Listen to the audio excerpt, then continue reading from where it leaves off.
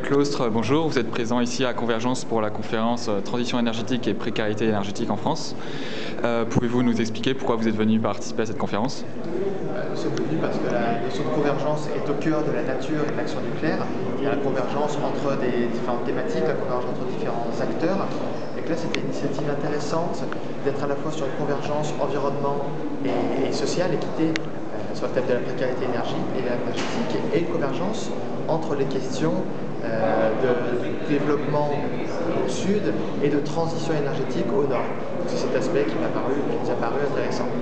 D'accord. Pouvez-vous préciser un petit peu plus quelles sont les activités du CLER? Donc je précise le comité liaison énergie renouvelable. Alors le CLER, qui depuis une semaine s'appelle maintenant Réseau pour la transition énergétique, est une organisation qui a maintenant 28 ans, une vieille association environnementale qui s'occupe de questions d'énergie et qui est justement très multi-acteurs qui rassemble.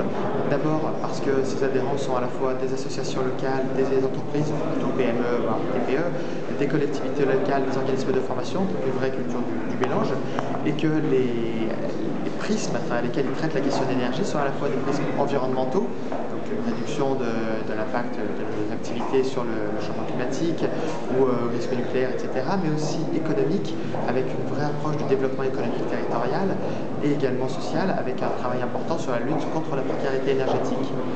Donc le CLER a cette approche multi-acteurs et multi-enjeux.